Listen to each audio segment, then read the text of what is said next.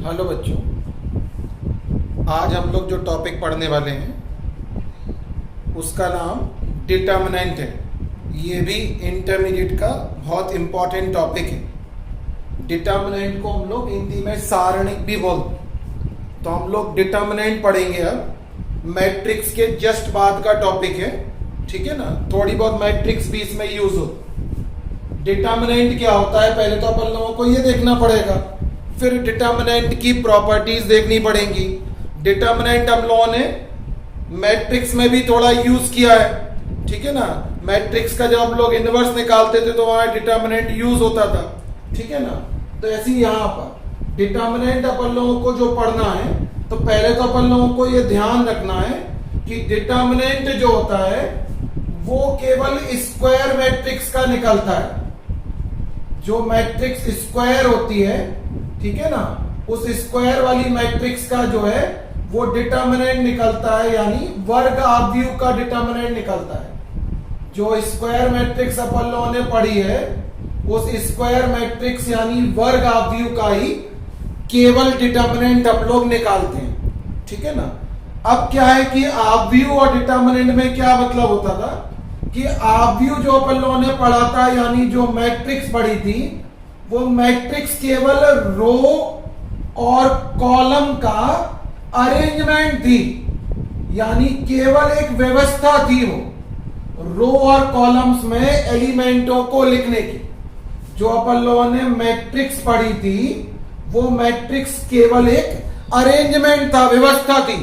रो को और रो में एलिमेंटों को और कॉलम में एलिमेंटों को लिखने का एक अरेंजमेंट था। वहां मैट्रिक्स की कोई एक वैल्यू हम लोग नहीं निकाल सकते थे कि अगर हम कहें कि मैट्रिक्स की कोई एक सिंगल वैल्यू निकाला है तो वैल्यू नहीं निकलती थी।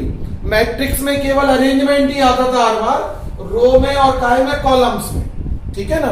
तो मैट्रिक्स वो होती थी जिसमें केवल हम लोग अरेंजमेंट करते थे रो का और कॉलम्स का, ठीक है ना। और यहाँ और वहां पर कोई एक फिक्स वैल्यू उसकी आती नहीं थी। हम कहने लगे कि मैट्रिक्स का कोई एक फिक्स आंसर आ जाए, 20, 100 कुछ आ जाए, ऐसा नहीं हो सकता था। मैट्रिक्स में केवल एक अरेंजमेंट ही आता था। डिटर्मिनेंट में क्या होता है कि हम लोग जो मैट्रिक्स होती है उस मैट्रिक्स की एक फिक्स वैल्यू निकालते हैं डिटर्मिनेंट की सहायता से, लेकिन किसी भी मैट्रिक्स की फिक्स वैल्यू नहीं निकलती है, ठीक है ना। केवल स्क्वायर मैट्रिक्स का ही डिटर्मिनेंट हम लोग निकालते हैं, तो स्क्वायर मैट्रिक्स की फिक्स वैल्यू निकलती है, ठीक है ना।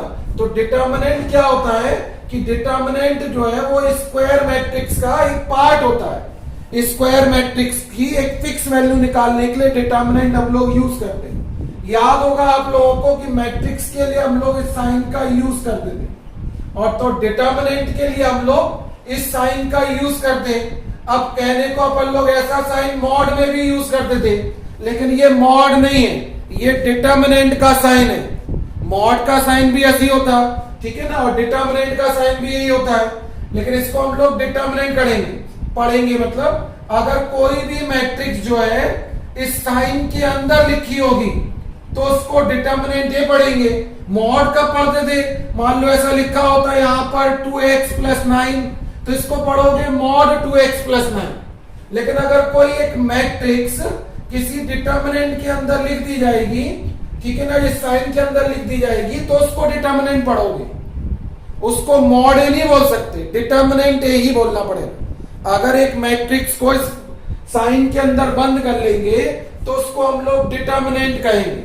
जैसे अगर हमारे पास A = कोई मैट्रिक्स दे रखी है, ABC PQR, ठीक है ना, और 1 2 3, ये कोई एक मैट्रिक्स दे रखी है।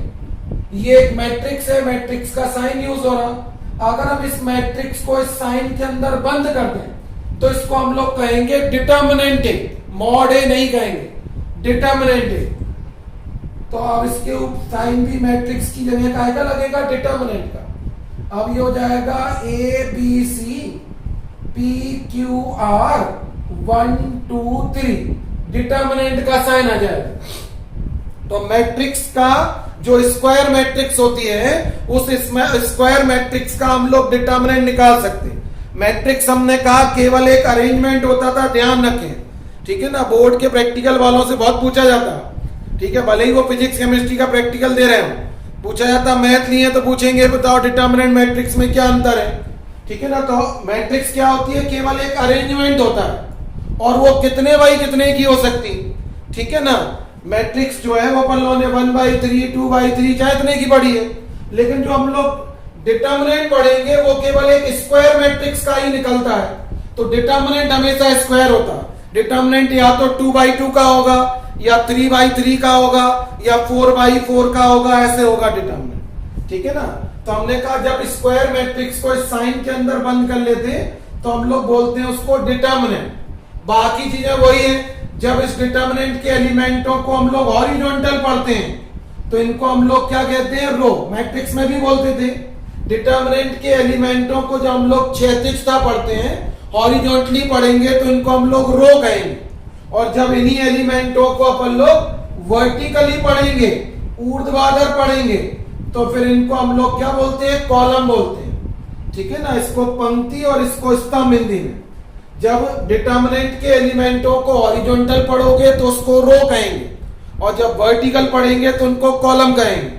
ये पहली वाली रो है, ये दूसरी रो है, ये तीसरी रो है। ऐसी ये पहला कॉलम है, ये दूसरा कॉलम है, ये तीसरा कॉलम है। इनको ऐसा भी लिख सकते हैं, फर्स्ट रो है तो R1 R2 R3 और भी हो, ऐसी कॉलम को C1 C2 C3 और कॉलम होंगे तो ऐसे लिखोगे, ठीक है ना।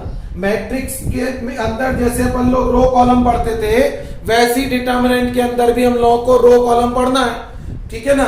डिटर्मिनेंट क्या होगा, किसी मैट्रिक्स की फिक्स वैल्यू निकालने के लिए हम लोग डिटर्मिनेंट का साइन यूज करते हैं।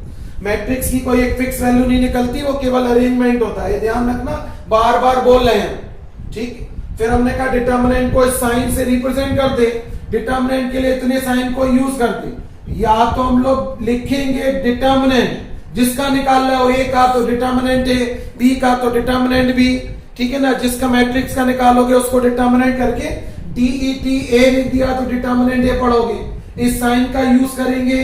या फिर हम लोग डेल्टा का साइन यूज कर सकते हैं डिटर्मिनेंट की वैल्यू निकालने के लिए, या फिर हम लोग जो यूज कर रहे हैं साइन वो तो कर ही सकते हैं, है ना। डिटर्मिनेंट के लिए साइन का यूज भी करते हैं, डेल्टा भी लगा सकते हैं, या ऐसे लैंग्वेज में भी लिख सकते हैं DET ए यानी डिटर्मिनेंट ऑफ ए, ठीक। तो ये तो हो गया डिटर्मिनेंट क्या होता है। अब डिटर्मिनेंट की अपन लोगों को वैल्यू निकालनी देखनी है, ठीक है ना। तो डिटर्मिनेंट की वैल्यू निकाल रहे, कैसे निकालते हो कि हमें ओपन करना पड़ेंगे डिटर्मिनेंट। तो इसको पहले ध्यान रखेंगे कि डिटर्मिनेंट क्या होता है। अब डिटर्मिनेंट की वैल्यू हम लोग कैसे निकालते हैं वो देखो। पहले हम लोग देख रहे हैं 2/2 का डिटर्मिनेंट। अगर हमारे पास कोई डिटर्मिनेंट 2/2 का है, A B C D करके वैल्यू लिखी हुई, इसका अपन लोगों को डिटर्मिनेंट ओपन करना, तो हमने मैट्रिक्स में भी ओपन करके बताया था। 2/2 का डिटर्मिनेंट हम लोग डायरेक्ट ओपन कर सकते हैं। डायरेक्ट कैसे ओपन करते हैं, पहले ऊपर से नीचे मल्टीप्लाई करोगे एलिमेंटों का, तो A का D में करोगे तो AD, फिर बीच में काय का साइन लगाएंगे, माइनस का, फिर नीचे से ऊपर मल्टीप्लाई करते तो BC, गिनतियों में लिखा होगा तो गुणा आएगा जो भी आ रहा होगा, ठीक है ना। तो 2/2 का डिटर्मिनेंट हम लोग डायरेक्ट ओपन करते हैं। बट लेकिन जब 3/3 का डिटर्मिनेंट ओपन करेंगे अपन लोग, 3/3 का जो डिटर्मिनेंट होता है वो किसी भी एक रो से या किसी एक कॉलम से ओपन होता था। 3/3 का जो डिटर्मिनेंट होगा वो किसी एक रो से या किसी भी एक कॉलम से ओपन कर सकते हैं, बस साइन यूज करने पड़ेंगे जिस रो या कॉलम से यूज कर रहे हैं। नॉर्मली अपन लोग फर्स्ट रो से ओपन कर रहे थे, पीछे जब हम लोगों ने मैट्रिक्स यूज की थी तो पहले तो हम ऐसे ही ओपन करते रहे। इसको हम लोग जिस रो पहली रो से ओपन कर रहे हैं तो पहली रो का साइन प्लस माइनस और क्या होता है प्लस। डिटर्मिनेंट को हम किसी भी रो से किसी भी कॉलम से ओपन कर सकते, आगे भी करके भी दिखा रहे एक आध रो और कॉलम से, ठीक। लेकिन अभी नॉर्मली तो हम लोग ऐसे ही ओपन करते हैं, फर्स्ट वाली रो से हम लोग ओपन कर रहे हैं तो फर्स्ट रो का साइन प्लस माइनस प्लस होता है, ठीक है ना। अब इसको ओपन करोगे, पहले पहला वाला एलिमेंट लिखेंगे तो प्लस का कितना लिखा ए, तो हम पहले प्लस का ए लिखेंगे, फिर देखेंगे ए जिस रो में होगी उसको छुपाओगे और जिस कॉलम में होता था उसको छुपाते थे। ए इस रो में है और इस वाले कॉलम में उनको छुपा लिया। फिर वही 4 एलिमेंट बचेंगे। पहले ऊपर से नीचे मल्टीप्लाई करो EI, फिर बीच में माइनस का साइन लगाएंगे, नीचे से ऊपर मल्टीप्लाई करोगे तो HF। ठीक है, फिर आगे रो का अगला एलिमेंट ले रहे हैं -B।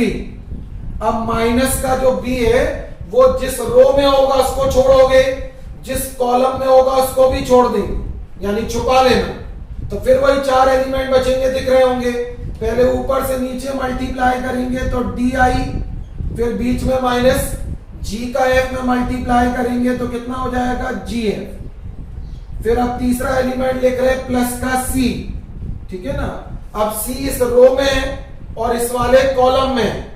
इस रो में, इस कॉलम में इनको छुपा लिया। फिर ऊपर से नीचे मल्टीप्लाई करोगे तो DH, फिर बीच में माइनस और कितना आएगा EG। इस तरीके से आप लोग ओपन कर सकते हैं, लेकिन हमने कहा कि ओपन किसी भी एक रो या किसी भी एक कॉलम से अपन लोग डिटर्मिनेंट को जो है वो ओपन कर सकते थे। डिटर्मिनेंट को हम लोग किसी भी एक रो से या कॉलम से ओपन कर सकते हैं, लेकिन फर्स्ट वाली रो का साइन तो हम लोग पहले से जानते हैं तो वही लगा लिए, वरना बाकी सबको अगर हम किसी और कॉलम या रो से ओपन करना चाहते तो इनके साइन यूज करने पड़ेंगे। साइन क्या होते हैं? फिर ये अगला होता है माइनस का, ये प्लस का, फिर ये माइनस का। ये काय का साइन होता है प्लस का, ये माइनस का और ये प्लस का। अगर अपन लोगों को किसी और रो या कॉलम से ओपन करना है तो इन चिन्ह को यूज करना पड़ेगा। जैसे हम लोग मान लो इस रो से ओपन करना चाहते हैं तो साइन वही प्लस माइनस प्लस। इस रो से ओपन करना चाहोगे तो माइनस प्लस माइनस। इस कॉलम से ओपन करना चाहोगे तो प्लस माइनस प्लस। ये जो अपन लोगों ने इसको ओपन किया है वो काय से ओपन किया है? R1 के रिस्पेक्ट में ओपन किया है।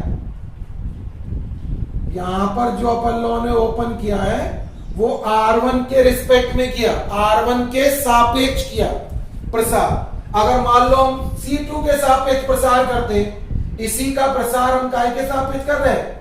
C2 के रिस्पेक्ट में, यानी C2 के सापेक्ष कर रहे हैं। C2 के सापेक्ष करोगे, देखो C2 मतलब ये दूसरा कॉलम, ये पहली रो है R1, ये दूसरी रो है R2, ये तीसरी रो है R3। ये पहला कॉलम है C1, ये दूसरा कॉलम है C2, ये तीसरा कॉलम है C3। हम C2 के रिस्पेक्ट में इसको ओपन कर रहे हैं तो C2 के साइन ध्यान रख लो, माइनस प्लस माइनस। ठीक है ना। तो इसका साइन क्या होगा? पहले माइनस का, माइनस का कितना आएगा P। पहला एलिमेंट माइनस B है। माइनस B जिस रो में होगा उसको छुपाओगे, जिस कॉलम में होगा उसको छुपा लोगे। देखो फिर 4 एलिमेंट बचे। वैसे अब उनके चिन्ह यूज नहीं करने, तो वैसे मल्टीप्लाई करना है। सिर्फ ओपन करने के लिए साइन यूज करते। मल्टीप्लाई करोगे तो क्या आएगा? DI, फिर बीच में माइनस, G का F में करोगे तो GF। इस साइन को यूज नहीं करना, वो तो ओपन करना है तो साइन करना, नहीं तो कहो प्लस का नहीं कर रहे। फिर अगला एलिमेंट लिखोगे तो प्लस का कितना है E। अब देखो E इस रो में है, इस वाले कॉलम में इनको छुपा लिया। फिर 4 एलिमेंट बचे। A का I में मल्टीप्लाई करोगे तो AI, फिर G का C में करोगे तो GC। फिर तीसरा वाला लिख रहे एलिमेंट माइनस का कितना आएगा? H। अब माइनस H देखो इस रो में है, इस वाले कॉलम में है। ऊपर से नीचे मल्टीप्लाई करोगे तो आएगा AF। अपन लोगों ने ये वाला कॉलम छुपाया तो क्या आएगा? AE। हम लोग इस रो को, सॉरी ये वाली रो लिए, कॉलम लिया तो AF और माइनस का कितना चलना है था? CD। तो ये ओपन हो गया। ठीक है ना। अब ये दोनों के आंसर एक ही आएंगे, चाहे ऐसे ओपन करो चाहे ऐसे ओपन करो, किसी भी रो कॉलम से ओपन करो, आंसर एक ही आता है। ठीक है ना। तो हम ओपन कहीं से भी कर सकते, बस ओपन करने के लिए इन साइनों को यूज करना है पड़ेगा, तो इनको ध्यान रखना पड़ेगा। ठीक है ना। अभी हम एलिमेंटों के साइन लिखना डायरेक्ट बताए, उनको ही ध्यान रखो, वरना जिस एलिमेंट का साइन चाहिए पड़ता -1 की पावर रो और कॉलम देखना पड़ता। ठीक है। जैसे मैं इन सब के चिन्ह देखना है किसी के भी, वैसे माइनर में बताएंगे तब ध्यान रखना, अभी नहीं तो कंफ्यूज होने लगोगे, इसलिए चिन्ह ध्यान रखो। ठीक। ऐसे अगर अपन लोगों को मान लो 4/4 का डिटर्मिनेंट दे दिया, जिसमें 4 रो और 4 कॉलम है, होगा स्क्वायर ही, हमने बता दिया। ABCD लिखा, मान लो EFGH है, ये लिखा हुआ है, यहां पर लिखा है मान लो 5 6 7 8 इतना लिखा है। इसको हम लोगों को ओपन करना है तो फिर वही किसी रो या कॉलम से ओपन होगा। वैसे तो शायद ही का सवाल आप लोगों को बुक में ऐसा मिलेगा 4x4 का, ठीक है ना, फिर भी ध्यान रख लो। इसको हम फर्स्ट रो से ओपन कर रहे हैं तो साइन वैसे ही चलेंगे, प्लस माइनस प्लस और माइनस, बिल्कुल वैसे ही चिन्ह चलेंगे, प्लस माइनस। फर्स्ट रो से ओपन कर रहे हैं, फर्स्ट रो से ओपन करोगे तो सबसे पहले पहला वाला एलिमेंट लिखेंगे प्लस का ए। अब देखो ए जिस रो में होगा उसको छुपाओगे, जिस कॉलम में होगा उसको छुपाओगे, ठीक है। छुपा लोगे तो ये क्या बचेगा, फिर बचेगा 3x3 का डिटर्मिनेंट पूरा। तो पूरा डिटर्मिनेंट के अंदर लिखोगे 3x3 का FGH JKL और 6 7 8। फिर अगला एलिमेंट लिख रहे हैं माइनस का बी, ठीक है, माइनस बी इस रो में है और दूसरे वाले कॉलम में, तो इनको छुपा लो। फिर वही 3x3 का डिटर्मिनेंट बचेगा EGH, ये आएगा IKL और यहां पर क्या बचेगा 5 7 और 8, ठीक। अब अगला वाला एलिमेंट लिख रहे हैं प्लस का C। अब C इस रो में है और इस वाले कॉलम में रहेगा। फिर 3x3 का डिटर्मिनेंट यहां बचेगा, कितना रहेगा EFH IJL और 5 6 और 8 इतना रहेगा। ऐसी प्लस अगला वाला ओपन करोगे तो माइनस का कितना है D, तो माइनस का D लिखोगे। फिर इसको ओपन अगर अपन लोगों को करना है तो माइनस D इस रो में और इस कॉलम में। फिर 3x3 का डिटर्मिनेंट बचेगा EFG, फिर यहां बचेगा IJK और फिर कितना बचेगा 5 6 7। अंदर फिर वही 3x3 के डिटर्मिनेंट बन गए, तो 3x3 के डिटर्मिनेंट फिर ऊपर की तरह ही ओपन होंगे, ठीक है। अब जरूरत पड़ेगी तब ओपन करेंगे। वैसे तो इस तरीके के सवालों में अधिकतर प्रॉपर्टी से सब जीरो हो जाते हैं, लेकिन आवश्यकता पड़े तो फिर इनको ओपन करना पड़ेगा प्लस माइनस प्लस से। ये 3x3 का ओपन होगा, ये भी 3x3 का ओपन होगा और ये भी 3x3 का डिटर्मिनेंट जो है वो ओपन अपन लोगों को करना पड़ेगा। तो इस तरीके से हम लोग डिटर्मिनेंटों को ओपन करते हैं, तो इनको ध्यान रखेंगे डिटर्मिनेंट को किस तरीके से हम लोग ओपन करते हैं, ठीक। अब अपन लोग क्या कर रहे हैं, प्रॉपर्टीज पढ़ रहे हैं डिटर्मिनेंट की, ठीक है ना। तो उनको बहुत ध्यान रखना है, क्योंकि प्रॉपर्टी को यूज करके पढ़ोगे क्वेश्चनों को तो कैलकुलेशन कम करनी पड़ेगी, वरना बहुत अधिक कैलकुलेशन बढ़ जाती है अगर हम प्रॉपर्टी को यूज नहीं करेंगे। तो प्रॉपर्टियों को बहुत ध्यान से देखेंगे, उनको नोट भी कर लेंगे और अच्छी तरीके से उनको याद भी करेंगे। जब हम लोग आगे कल एक्सरसाइज वाइज पढ़ाएंगे तब उन प्रॉपर्टीज को तुम्हारे दिमाग में होना चाहिए कि कौन कौन सी प्रॉपर्टियां जो है वो लगनी है, ठीक है ना। तो देखो सबसे पहली वाली प्रॉपर्टी नंबर 1, सीक्वेंस कुछ भी हो सकता है, उसके लिए परेशान नहीं होना, ठीक है ना। पहली वाली प्रॉपर्टी क्या है, लैंग्वेज ध्यान रखेंगे। जो फर्स्ट वाली प्रॉपर्टी है, फर्स्ट वाली प्रॉपर्टी क्या कहती है कि पहली प्रॉपर्टी कहती है कि अगर हम किसी डिटर्मिनेंट की रो को कॉलम में कन्वर्ट कर दें, क्या कर दें, रो को काय में कन्वर्ट कर दें, कॉलम्स में। रोज बदलेंगी कॉलम्स में, एक रो एक कॉलम में नहीं बदलेगी। जितनी भी रो होंगी उन सब को हम काय में बदल दें, कॉलम में बदल दें, तो डिटर्मिनेंट के मान पर कोई प्रभाव नहीं पड़ता। वो बोल रहे हैं कि अगर पहली प्रॉपर्टी में अगर हम किसी भी डिटर्मिनेंट की रोज को काय बदल दें, कॉलम में, रो मतलब क्षैतिज लाइनों को काय में बदल दें, खड़ी लाइनों में कॉलम बना दें, तो डिटर्मिनेंट के पर कोई प्रभाव नहीं पड़ता, ठीक है ना। प्रभाव नहीं पड़ता मतलब जितना आंसर पहले में आ रहा होगा उतना ही दूसरे में आएगा। जैसे एग्जाम्पल के तौर पर अगर हमारे पास कोई एक डिटर्मिनेंट दिया, मान लो ABC DEF GHI, ये एक डिटर्मिनेंट है। इसका प्रसार करने पर जो भी आंसर आए, अगर हम इस डिटर्मिनेंट की रो को कॉलम में बदल दें, ये पहली वाली रो है, इसको पहला कॉलम बना दें, दूसरी रो को दूसरा कॉलम बना दो, और तीसरी रो को तीसरा वाला कॉलम बना दो, तो डिटर्मिनेंट के मान पर कोई प्रभाव नहीं पड़ता। इसको प्रसार करने पर जितना भी आंसर आएगा उतना ही आंसर इसको प्रसार करने पर भी आएगा। अगर गिनतियों में कोई क्वेश्चन होता और उसको प्रसार करने पर मान लो आंसर 50 आ रहा होता, तो इसको भी प्रसार करने पर 50 ही आएगा। पहली प्रॉपर्टी क्या हुई, अगर हम रोज को क्या बदल दें, कॉलम में, तो डिटर्मिनेंट के मान पर कोई प्रभाव नहीं पड़ता। पहली प्रॉपर्टी कहती है अगर हम रोज को कॉलम में बदल दें, जितनी भी रो हो उन सबको क्या बना दो, कॉलम, तो डिटर्मिनेंट के मान पर कोई प्रभाव नहीं पड़ता। दूसरी वाली प्रॉपर्टी देखो, प्रॉपर्टी नंबर 2। प्रॉपर्टी नंबर 2 क्या है, अगर हम किसी भी डिटर्मिनेंट में रो से रो बदल दें, किसी भी एक रो से दूसरी रो से बदल दें, या कॉलम से कॉलम बदल दें, रो से रो बदल दो, कॉलम से कॉलम बदल दो। यहां रो को कॉलम में बदल रहे थे तो मान नहीं बदलता है, ठीक है ना, मान नहीं बदलता।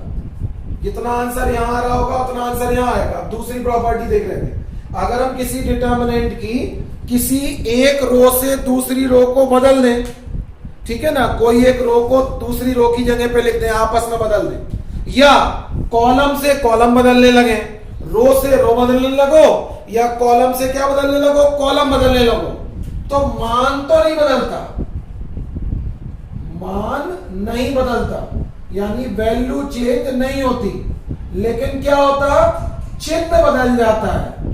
जो साइन होगा वो क्या हो जाएगा, चेंज हो जाएगा, जो चिन्ह होगा वो बदल जाएगा डिटर्मिनेंट का, मान नहीं बदलेगा, क्या बदल जाएगा, साइन बदल जाएगा। ठीक, जैसे हमारे पास ये डिटर्मिनेंट है ए बी सी, वही आंसर ले रहे हैं। गिनतियों में लेना हो तो गिनतियों में आप ले सकते, प्रसार करके देखना हो तो। ये डिटर्मिनेंट है, ये डिटर्मिनेंट की पहली वाली रो है, ये दूसरी रो है, ये तीसरी रो है, ये R1 है, ये R2 है, ये R3।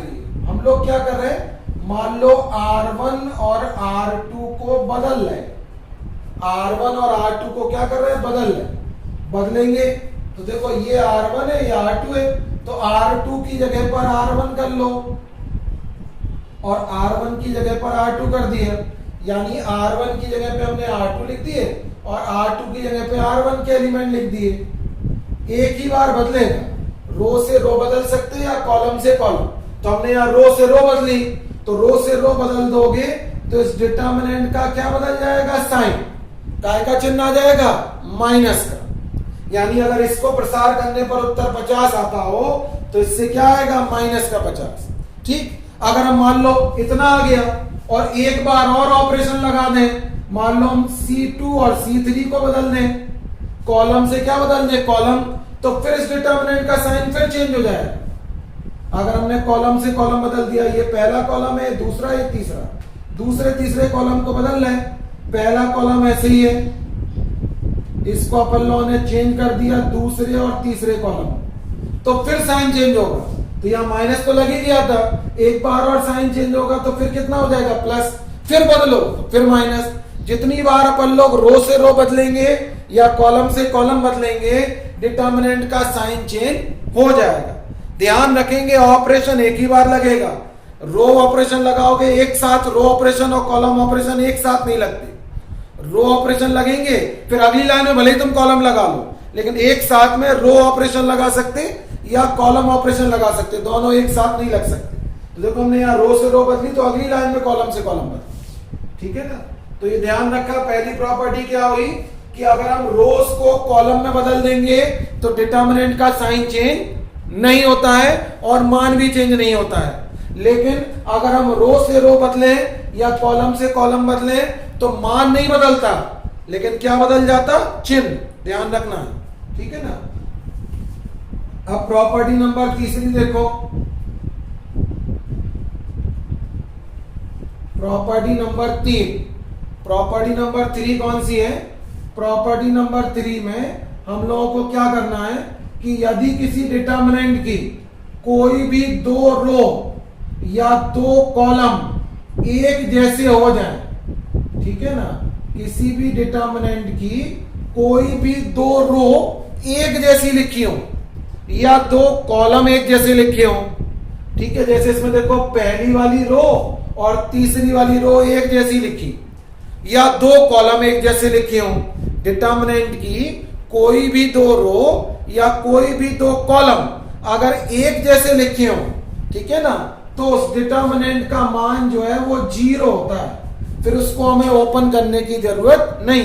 अगर तुम इसको प्लस माइनस प्लस से ओपन करोगे तो सब कट के 0 ही बचेगा, तो ओपन नहीं करना पड़ता। अगर किसी डिटर्मिनेंट की कोई भी दो रो या दो कॉलम एक जैसे हो तो उस डिटर्मिनेंट का मान जो है वो कितना होता है?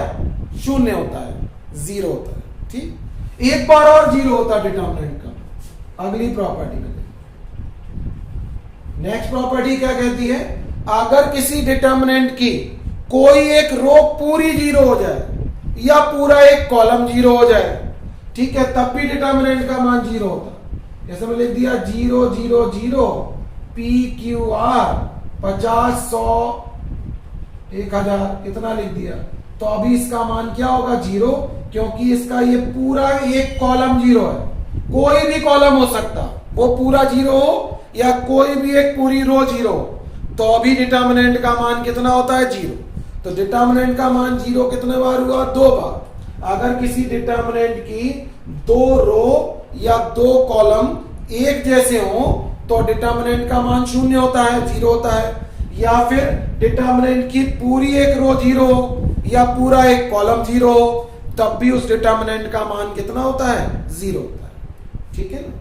तो ये ध्यान रखें, पहले 4 प्रॉपर्टियां हुई, फिर हम लोग आगे देखें। इन 4 प्रॉपर्टियों में कोई डाउट होगा तो आप लोग बताना, बहुत इंपॉर्टेंट प्रॉपर्टियां हैं और इनको यूज करना पड़ेगा। ठीक, फिर अगली वाली प्रॉपर्टी देखें, नेक्स्ट वाली।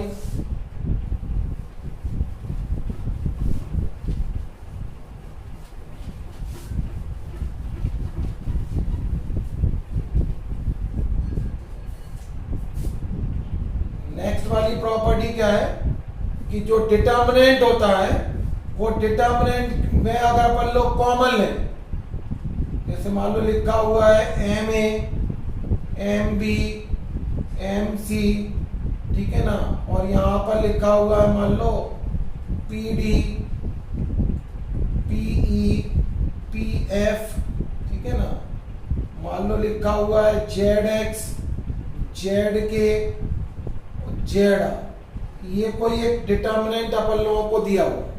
अब क्या होता है कि अगर हमें डिटर्मिनेंट में कॉमन लेना है, ठीक है ना, डिटर्मिनेंट में क्या लेना है? कॉमन। तो पूरे डिटर्मिनेंट में से कॉमन नहीं लिया जाता। डिटर्मिनेंट में अगर हम लोगों को कॉमन लेना है तो कॉमन किसी भी एक रो से आएगा या किसी भी एक कॉलम से ले सकते, अलग अलग रो में अलग अलग कॉमन ले सकते, ठीक है ना।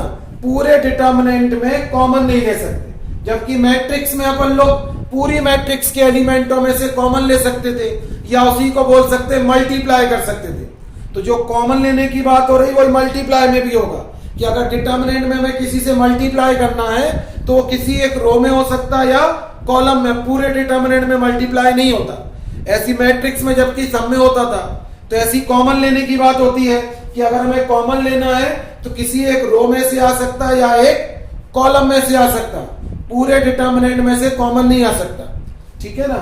अगर देखो हमें इस डिटर्मिनेंट में से कॉमन लेना है तो इसकी देखो जो फर्स्ट वाली रो है उसमें कॉमन अलग आ रहा m, तो फर्स्ट वाली रो में से हम लोग m कॉमन ले रहे हैं। सेकेंड रो हो सकता कॉमन नहीं आता, तो नहीं आता तो नहीं आता, ठीक है ना, तो अपन लोग बस इसी में से कॉमन लेते हैं। लेकिन यहां पर क्या हो रहा, फर्स्ट रो में अलग कॉमन आ रहा, सेकेंड रो में अलग कॉमन आ रहा और थर्ड रो में अलग कॉमन आ रहा, ठीक है ना।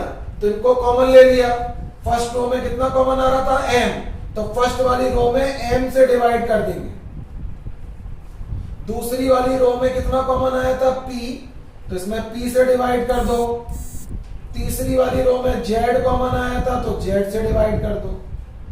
अलग अलग रो में अलग अलग कॉमन ले सकते। आप लोग कह सकते हो तो सब में एक जैसा नहीं लिखा, इसलिए आपने अलग अलग कॉमन ले लिया। मान लो इसी सवाल में ऐसा होता सब एक जैसे लिखे होते मान लो यहाँ पर ये P ना हो के ये भी M होता, ये P ना हो के ये भी M लिखा होता, ये भी M, तो ये भी M होता, मान लो ये भी M लिखा होता और ये भी M लिखा होता, तब तो देखो सब में ही M लिखा था, फिर भी हम पूरे डिटर्मिनेंट में कॉमन नहीं ले सकते थे। हम लोगों को अलग अलग रो में अलग अलग कॉमन लेना पड़ता। पहली रो में M अलग आता, दूसरी रो में अलग आता और तीसरी रो में M अलग कॉमन आता। ठीक है, पूरे डिटर्मिनेंट में कॉमन नहीं आएगा, या तो किसी एक रो में आएगा या एक कॉलम में से कॉमन ले सकते।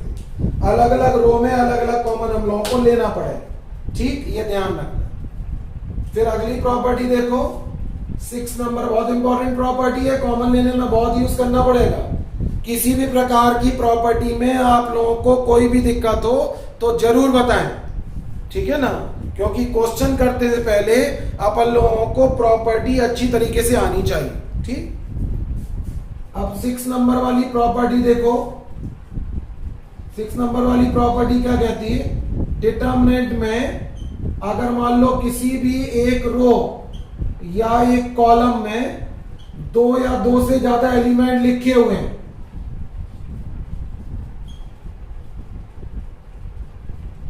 ये लिखा हुआ है एक डिटर्मिनेंट, तो डिटर्मिनेंट को हम लोग किसी भी एक रो या एक कॉलम से अगर ब्रेक करना चाहो तो ब्रेक कर सकते। अगर डिटर्मिनेंट की किसी भी एक रो या कॉलम में 2 या 2 से अधिक पदों को जोड़ा जा रहा हो या घटाया जा रहा हो तो डिटर्मिनेंट को हम उतने ही पार्टों में बांट भी सकते। ठीक है ना, ऐसे इस डिटर्मिनेंट के फर्स्ट वाले कॉलम में 2-2 एलिमेंट लिख के प्लस करके, तो इस डिटर्मिनेंट को 2 भागों में तोड़ सकते। कैसे तोड़ सकते, एक बार इसके फर्स्ट वाले एलिमेंट यूज करोगे अल्फा, ए और पी, बाकी सेकंड और थर्ड वाले कॉलम के एलिमेंट सेम रहेंगे, E F G H I जे। फिर बीच में क्या लिखा था, यहां प्लस, माइनस होता तो यहां माइनस लगाते। अब दूसरे एलिमेंट लो, बीटा बी क्यूब, बाकी के एलिमेंट ऐसी रहेंगे, ई एफ जी एच और आई जे।